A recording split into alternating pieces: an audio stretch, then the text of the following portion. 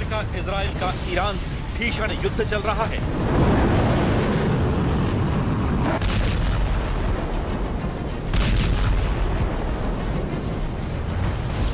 इस युद्ध की तपिश पूरी दुनिया को दहलाने लगी है।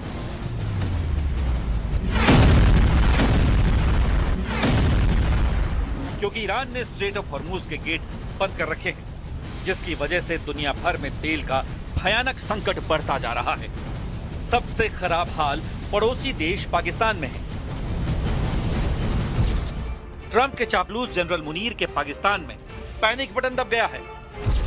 पाकिस्तान में ईंधन इमरजेंसी लगा दी गई है।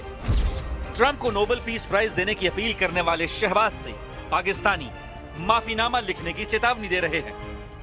थाईलैंड ने भी ईंधन बचाने के लिए सरकारी कर्मचारियों को घर से काम करने का आदेश दिया है। वियतनाम में वर्क फ्रॉम होम लागू है। गाड़ियों के कम से कम इस्तेमाल की अपील की गई है। बांग्लादेश ने बिजली और ईंधन बचाने के लिए विश्वविद्यालयों में छुट्टी कर दी है। युद्ध जितना भयानक हो रहा है, तेल की कीमतों में उतनी ही आग भड़क रही है। तेल की कीमतें $100 प्रति बैरल से ऊपर पहुंच गईं, लेकिन ट्रंप कह रहे हैं कि यह कीमत कुछ भी नहीं। मगर जब बात हद के पार होगी तो ट्रंप स्ट्रेट ऑफ हॉर्मूज पर कब्जा भी कर सकते हैं। About the strait, you mean? Yeah, well, I want to keep it open. I want to keep it good. Iran डटा हुआ है, मजबूती से मुकाबला कर रहा है। अमेरिका की मुश्किलें कम होने की जगह बढ़ रही हैं, जिससे दुनिया भर में ईंधन का अकाल पड़ने के आसार हैं। हालांकि ये संकट रूस के लिए बेहतरीन मौका भी कहा जा रहा है। इसलिए ट्रंप पुतिन को कॉल पर कॉल कर रहे हैं।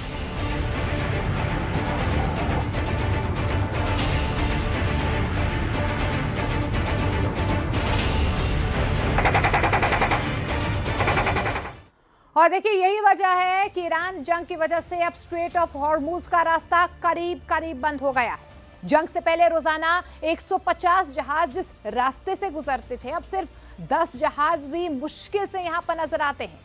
ट्रंप ने तो चेतावनी दे दी है कि ईरान ने तेल का रास्ता रोका तो 20 गुना ज्यादा ताकत से हमला करेंगे।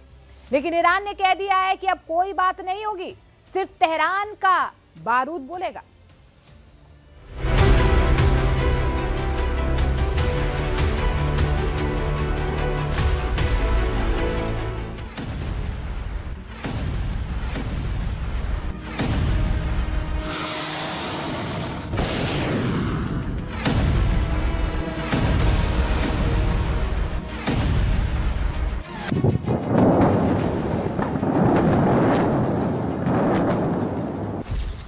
खाड़ी की जंग में मिसाइल नहीं, पेट्रोल बम से झुलसेगी अर्थव्यवस्था।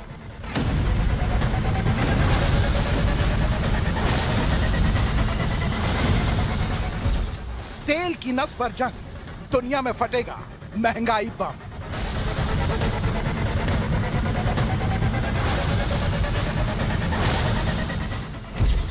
पुतिन के हाथ लगी डील, पलट जाएगा दुनिया का बाजार।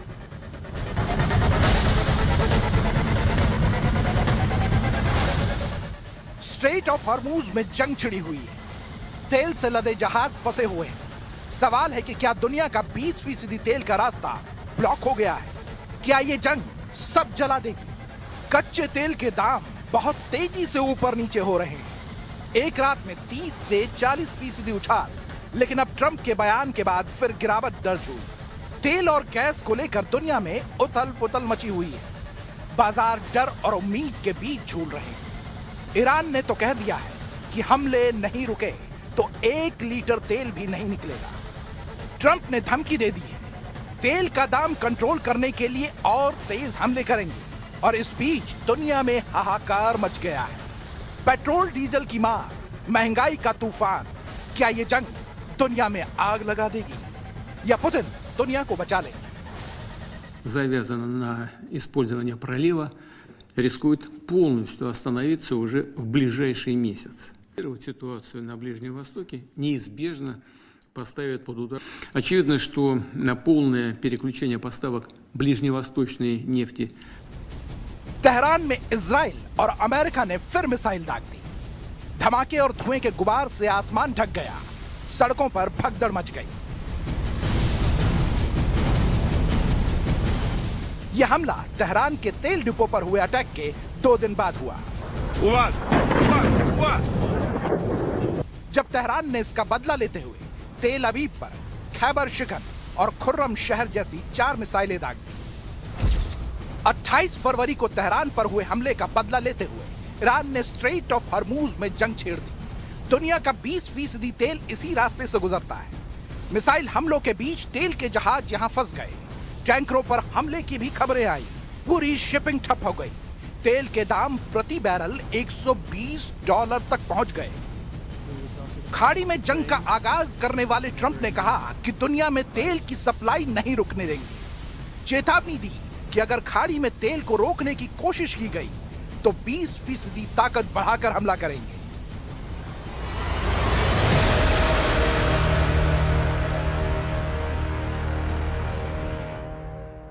Oil-related sanctions to reduce prices. So we have sanctions on some countries. We're going to take those sanctions off till this straightens out. Then who knows, maybe we won't have to put them on. There'll be so much peace. But when the time comes, the U.S. Navy and its partners will escort tankers through the strait if needed. Trump ने चेतावनी तो दे दी, लेकिन straight of Hormuz से गुजरने वाले जहाज डर के साए में हैं। IRGC की धमकी के बाद इस रास्ते से गुजरने वाले 95% जहाजों ने ट्रांसपोर्ट रोक दिया है। आमतौर पर हर रोज 150 से ज्यादा जहाज गुजरते थे। अब यह संख्या 10 के करीब पहुंच गई है। हालात तो यही हैं कि 20% तेल का रास्ता ब्लॉक हो गया है। सवाल है कि यूएस नेवी इन रास्तों से गुजरने वाले जहाजों को कवर दे पाएगी, और दे भी दिया तो क्या जहाज इस रास्ते से गुजरने की हिम्मत जुटा पाएंगे? در طول این ایام تا آماری که تا امروز صبح من دارم 52 واحد بهداشتی مورد حمله قرار گرفته، 29 واحد درمانی، 19 واحد اورژانس مورد حمله قرار گرفته। कच्चे तेल के वैश्विक संकट के बीच चीन में इस साल चौथी बार तेल के दाम बढ़ने वाले हैं। तेल की कीमत बढ़ने से पहले ही लोग पेट्रोल पंप पर टैंक फुल करवाने पहुंच रहे हैं।是加92号的就加满了，整个油箱就填满了。从老百姓角度来讲，能够优惠一点就优惠一点。我就300多块钱加满，以后走路呗。मिडिल ईस्ट में युद्ध संकट के बीच भारत के लोग भी डरे हुए हैं। LPG के दाम बढ़ने के बाद कई शहरों में प्रदर्शन, तो कहीं सिलेंडर लेने के लिए लाइनें लग गई हैं। सिलेंडर लेने आई थी, यहाँ पे इतना महंगाई बढ़ गया, 60 रुपए बढ़ गया। हर चीज को कोई दिक्कत हो रही है।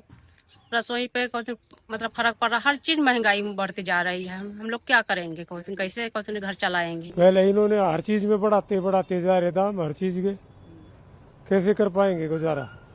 आम आदमी कैसे गुजारा करेगा? महाराष्ट्र के पुणे में LPG आधारित शमशान को कुछ समय के लिए बंद कर दिया गया है, ताकि लोगों के बीच रसोई गैस की कमी को टाला जा सके। Having around the 18 such places where we also use the LPG gas. So only at the 18 places, because of the break in the supply of commercial this LPG, we are discouraging the use of the LPG so that we are not having a kind of a shortage of LPG.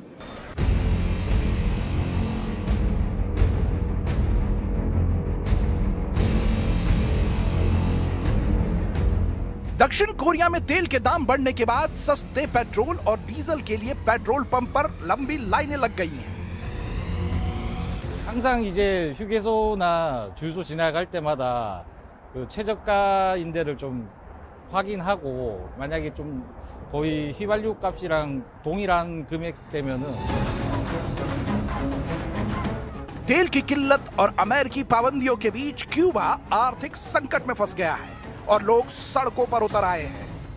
Ya le digo, el gobierno es el responsable de buscar las salidas y de buscar los peripendios legales y concretos, los organismos internacionales y todo lo concurrente, o negociar. Estábamos nosotros, muchas personas en las calles, en San Antonio entero.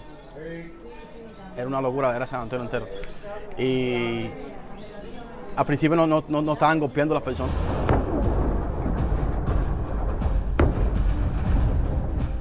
खाड़ी की जंग में petrol अब सिर्फ ईंधन नहीं, ऐसा लग रहा है कि दुनिया के सबसे खतरनाक जंग का हथियार बन चुका है। सवाल है कि क्या खाड़ी में बढ़ता तनाव दुनिया को तेल के महायुद्ध की तरफ धकेल रहा है? क्या स्ट्रेट ऑफ हॉर्मूज पर मंडराता खतरा पूरी दुनिया की अर्थव्यवस्था को हिला सकता है? क्या तेल की इस जंग में रूस के राष्ट्रपति व्लादिमीर पुतिन सबसे बड़े गेम चेंजर बन सकते हैं? क्या अमेरिका ईरान टकराव दुनिया भर में पेट्रोल की आग लगा देगा?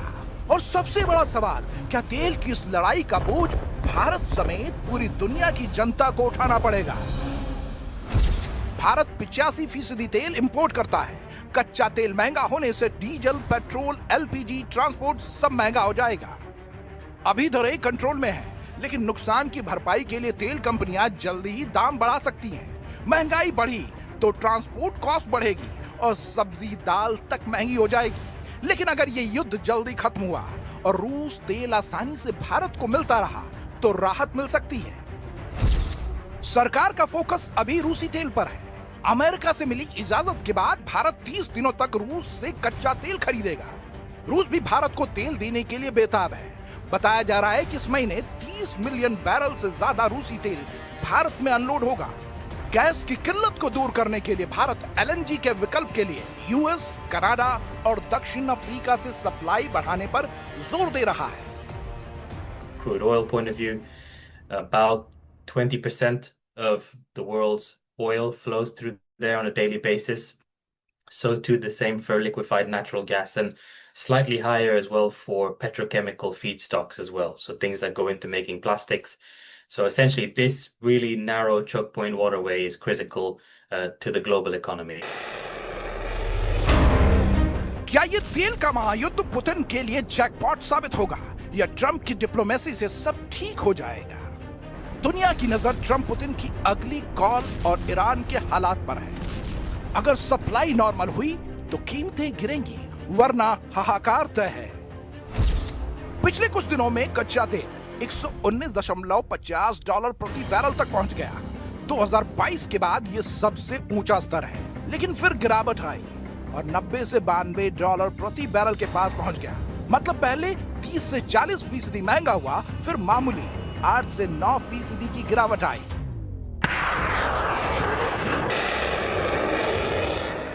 वजह सिर्फ इतनी थी कि ट्रंप ने संकेत दिए कि ईरान युद्ध जल्दी खत्म हो सकता है।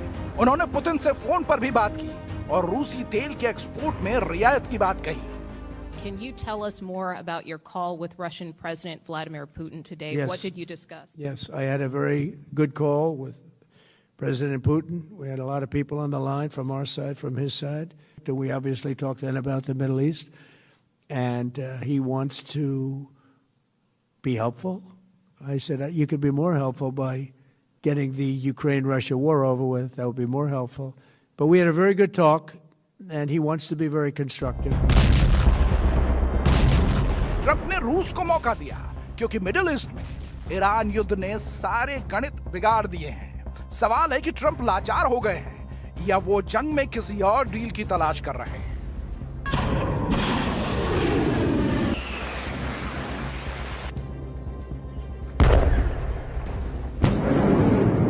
लेकिन सवाल अब भी वही है, क्या ये तेल का महायुद्ध पूरी दुनिया को जला देगा? स्ट्रेट ऑफ हॉर्मूज में जंग जारी है, जहाज फंसे हैं, 20% ग्लोबल तेल का रास्ता ब्लॉक है। तेल की कीमतों में उतार चढ़ाव, फिर ट्रंप का युद्ध जल्द खत्म करने वाला बयान और पुतिन को फोन कॉल।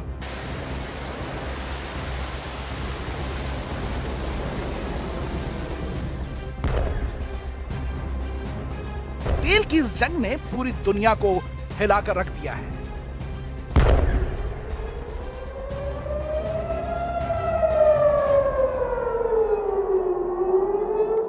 और इस बीच एक खबर है कि इजरायल ने आज तेहरान के बड़े रिहायशी इलाके में मिसाइलें गिरा दी हैं। इस हमले में 40 से ज्यादा लोगों की मौत की खबर है।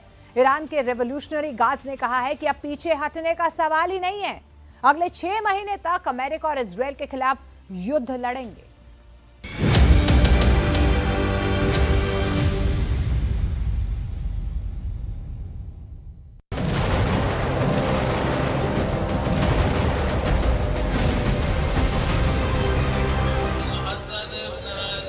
Ali Khamenei's son Moshtaba to succeed his father as supreme leader signaling that hardliners remain firmly in charge in Tehran.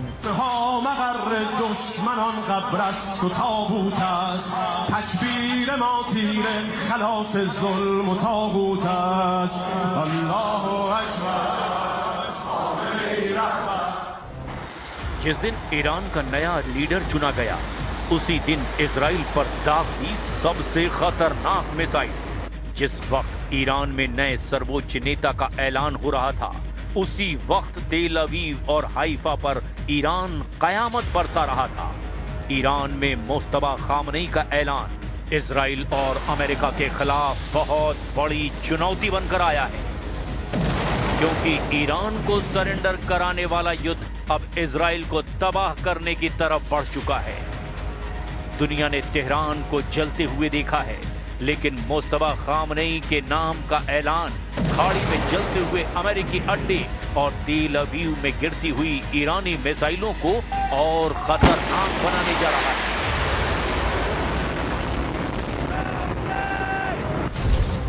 इस मिसाइल की तस्वीर इस वक्त पूरी दुनिया में वायरल हो चुकी है। मिसाइल पर लिखा है लब्बैक सैयद मुस्तबा, यानी हम आपके साथ हैं सैयद मुस्तबा। और फिर ये मिसाइल इजराइल की तरफ दाग दी गई, यानी मुस्तबा की मुहर लगाकर अब इजराइल और अमेरिका के अड्डों को दहलाया जा रहा है। और अब ईरान के रिवोल्यूशनरी गार्ड्स को अपनी सबसे खतरनाक मिसाइलों को लॉन्च करने का ऑर्डर मिल चुका है। ईरान के युद्ध को एक तरफा बनाने की कोशिश डोनाल्ड ट्रंप और नेतन्याहू को बैकफायर कर चुकी है। इस वक्त ईरान युद्ध को कंट्रोल करते हुए नजर आ रहा है। ईरान में अयतुल्ला खामनेई की हत्या की गई, लेकिन एक बार फिर ईरान का नेतृत्व करने के लिए मुस्तबा खामनेई तैयार हैं। ईरान की लीडरशिप को खत्म करने वाली अमेरिका और इजराइल की रणनीति औंधे मुंह गिरी है। नए सर्वोच्च नेता के ऐलान के साथ ईरान की सड़कों पर छाया मातम। साथ में अमेरिका और इजराइल के खिलाफ गुस्सा अब एक नए तेवर के साथ दुनिया के सामने ईरान की ताकत दिखा रहा है। خبر رهبری ایشون رو شنیدم خیلی خوشحال شدم، چون از نظر من لایق ترین فرد برای رهبری امت شیعه ایشون بوده.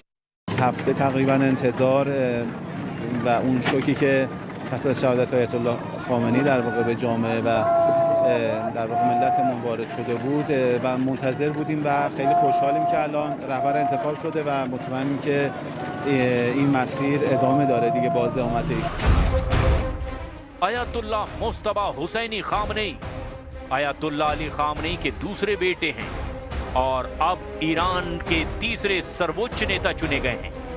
मुस्तबा खामनेई ईरान में क्या करने जा रहे हैं, उनकी रणनीति, उनका एजेंडा, उनका टारगेट क्या होगा, ये सवाल इस वक्त अमेरिका और इजराइल के लिए बहुत बड़ी उलझन बन चुके हैं।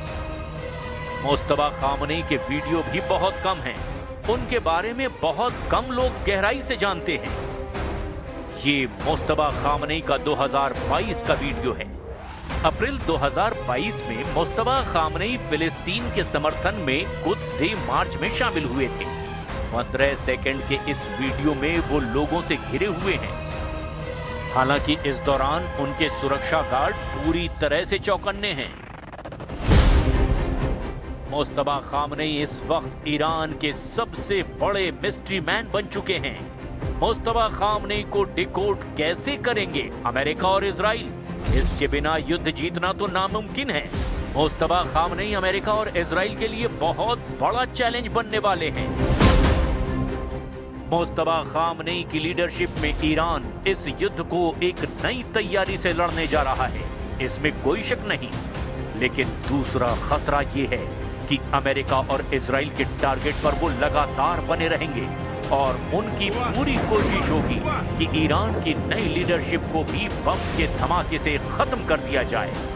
लेकिन अमेरिका का मूड बता रहा है कि व्हाइट हाउस बैकफुट पर है। अमेरिका के प्रतिष्ठित अखबार वॉल स्ट्रीट जर्नल ने छापा कि मुस्तफा खामनेई कभी अमेरिका और इजराइल के आगे नहीं झुकेंगे।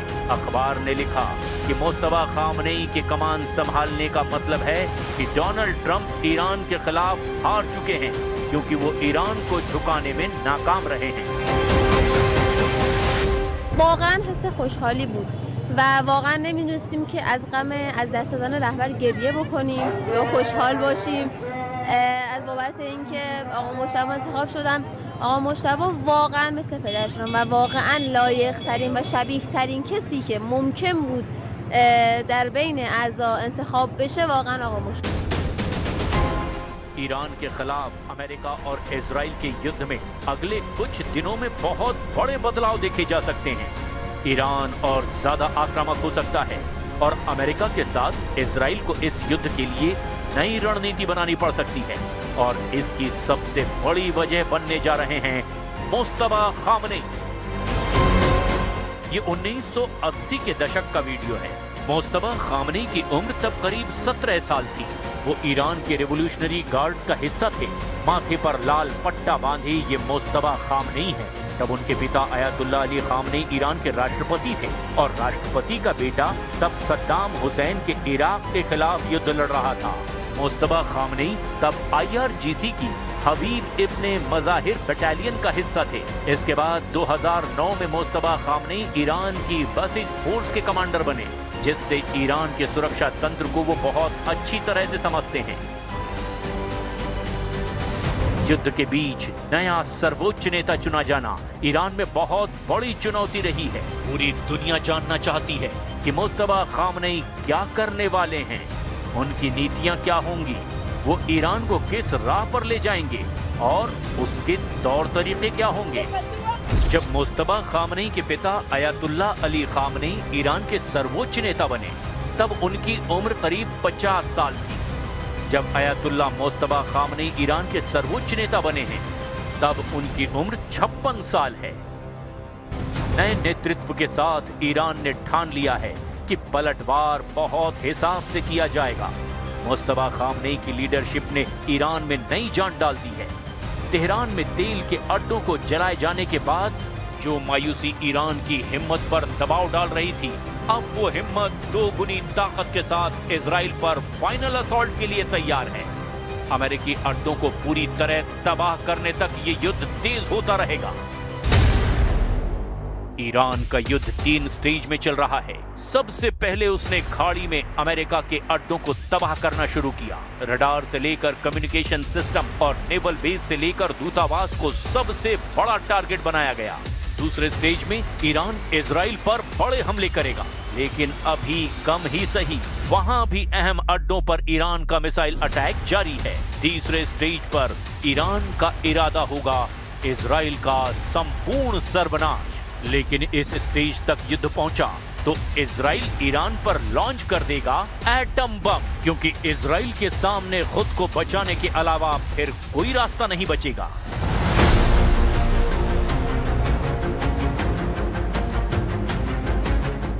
खाड़ी देशों में अमेरिका को कमजोर करना, उसके मिलिट्री अड्डों को मिट्टी में मिला देना,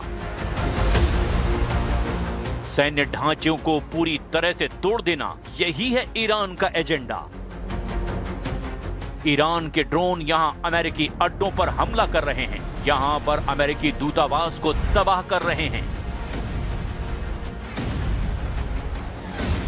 रियाद में अमेरिकी दूतावास पर मिसाइल गिर चुकी है।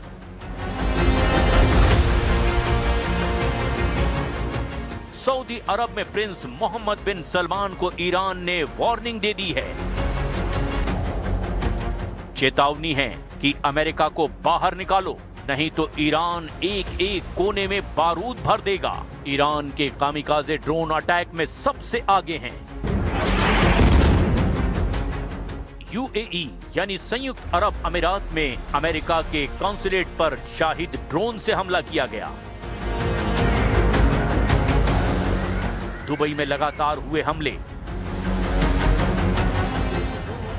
UAE में अमेरिका का अल धाफरा एयरबेस ईरान के टारगेट पर है।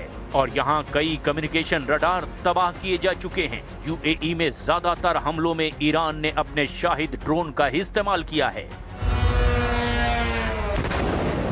ऐसे ही बहरीन में ईरान ने अमेरिका की 5वीं फ्लीट के अड्डों को जलाकर राख कर दिया है। 1995 में तैयार किया गया ये अड्डा अब नहीं रहा, कुछ भी बाकी नहीं बचा है। बहरीन में अमेरिका को सबसे बड़ा नुकसान हुआ है। कतर में अमेरिका के अल उदैद एयरबेस को बहुत मार पड़ी है। यहां अमेरिका के एक सिस्टम को जड़ से उखाड़ दिया गया है। ईरान के हमलों ने कतर में मौजूद उसकी सेंटकॉम यानी कि मध्य कमान के हेडक्वार्टर के सैकड़ों टुकड़े कर दिए। अगले 24 घंटे इस युद्ध के लिए बहुत खतरनाक होने जा रहे हैं,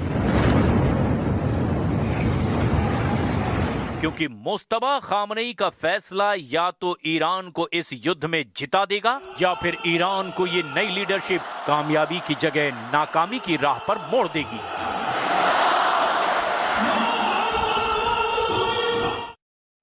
और ईरान के IRGC ने इजरायल के खिलाफ 35वीं मिसाइल स्ट्राइक लॉन्च करने का दावा किया है। ईरान ने कहा है कि अब जंग में जो मिसाइलें दागी जाएंगी उसके वॉर डेड में 1 टन का बम इस्तेमाल होगा, यानी कि उसके वॉर हेड में 1 टन के बम का इस्तेमाल किया जाएगा। और जंग के 11वें दिन तेहरान ने तेल अवीव, हाइफा और बीरशेवा शहर को टारगेट भी किया है। यूएई और कतर में यूएस बेस पर हमले भी किए गए हैं।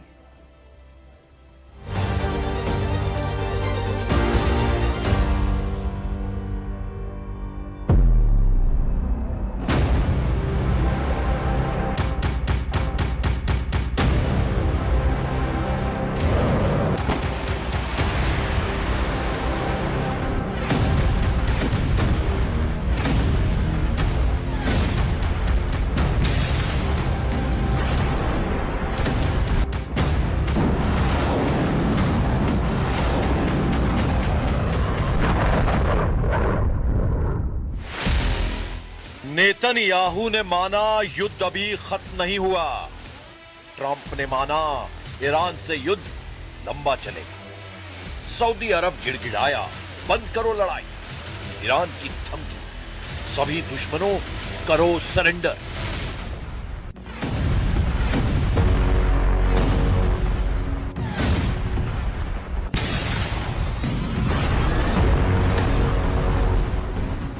युद्ध ईरान में तख्ता पलट करने के लिए भड़काया गया, लेकिन तख्ता पलट तो दूर की बात है, ईरान घमंड तोड़ने पर उतर आया है।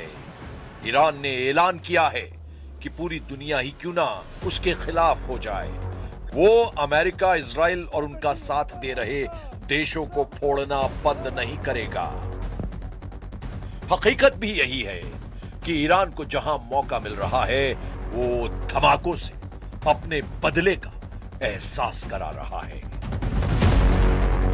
यह बहरीन में ईरान का तांडव है।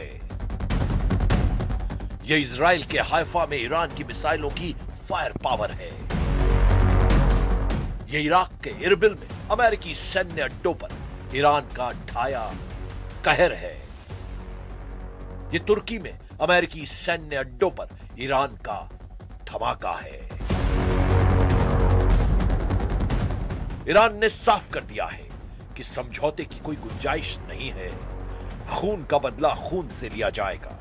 सुप्रीम लीडर अली खामनेई की मौत का हिसाब सुपर पावर को देना ही होगा। ईरान की तरफ से कहा गया कि उस पर समझौते का दबाव बनाया जा रहा है।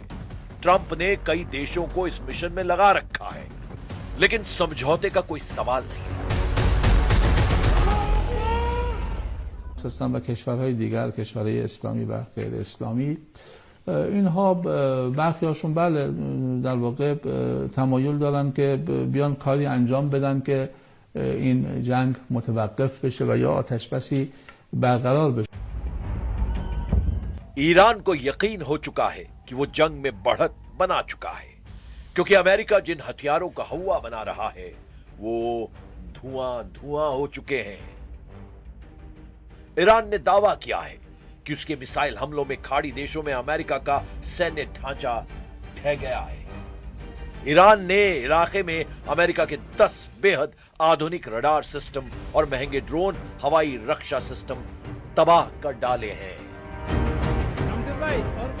कतर, यूएई, बहरीन, सऊदी अरब जैसे देशों पर हमलों की वजह यही रही है। ईरान पहले दिन से क्लियर माइंडसेट से युद्ध में उतरा है। अमेरिकी सेनाओं की आंख कहे जाने वाले रडार सिस्टम को फोड़ने के बाद ईरान युद्ध का नतीजा पलट सकता है। लेकिन अभी ईरान को सबसे जरूरी और मुश्किल मिशन कंप्लीट करना है। ईरान के करीब अब सिर्फ तुर्की में ट्रंप का रडार सही सलामत है। इसीलिए ईरान ने तुर्की की तरफ मिसाइलों का रुख कर रखा है। तुर्की के मालात्या स्टेट में अमेरिका का कुरेशिक रडार स्टेशन है। यूएस आर्मी का ANTPY-2 रडार सिस्टम यहां लगा हुआ है, जो high resolution ballistic missile tracking radar है। यहीं पर थार्ड यानी terminal high altitude area defence के साथ नेटो की बैलिस्टिक मिसाइल डिफेंस की सिक्योरिटी लेयर है। 2012 से ऑपरेट हो रहे इस स्टेशन से हजारों किलोमीटर दूर फायर की गई मिसाइलों का पता लगाया जाता है। इसे ऐसे समझा जा सकता है कि तुर्की का रडार स्टेशन ही अब अमेरिका की आखिरी उम्मीद है। ईरान ने अगर इसे ढहा दिया तो ट्रंप के पास ईरान की मिसाइलों को रोक पाने का कोई हथियार नहीं बचेगा। ऐसे वक्त में जब लड़ाई दिन ब दिन भीषण हो रही है, जब नेतन्याहू मान रहे हैं कि ईरान की हड्डियां टूट चुकी हैं, लेकिन हौसला बरकरार है। שלנו להביא את העם האיראני לפרוק את עול העריצות. בסופו של דבר זה תלוי בו, אבל אין ספק שבפעולות שנעשו עד עכשיו אנחנו שוברים להם את העצמות, ועוד ידנו נטויה. जब युद्ध भयानक दौर में है, जब बारूदी कोहराम एशिया से यूरोप तक फैल गया है, जब ईरान, इजराइल, अमेरिका खूनी दुश्मनी निभा रहे हैं, तब ट्रंप अचानक ऐसे लीडर पर भड़क उठे जिसे अमेरिका दोस्त मानता है। ट्रंप का दिमाग तुर्की पर गर्म हो गया है। ट्रंप ने एर्दोआन को ललकारा है, उन्हें फटकारा है। ट्रंप उन्हें युद्ध में कूद जाने के लिए उकसा रहे हैं, क्योंकि ईरान ने पहले ही तुर्की पर मिसाइलों की बौछार कर रखी है। अब उन्हें ट्रंप ने भी टेंशन दे दी है, जबकि तुर्की किसी भी तरह युद्ध में उतरने के लिए तैयार नहीं है। तुर्की ने ईरान के हमलों के बाद नेटो की तरफ मदद की गुहार लगाई थी। एर्दोआन अकेले ईरान से युद्ध का जोखिम लेने के लिए तैयार नहीं है। In today's incident, we are again reminding Iran that they are not supposed to insist and repeat wrongdoings. We are going to discuss the developments with our NATO and other allies and will take necessary measures to increase our security and take extra measures. इसकी वजह कहीं युद्ध में Iran का bounce back करना तो नहीं, क्योंकि इजराइल ने पूरा दम लगा दिया है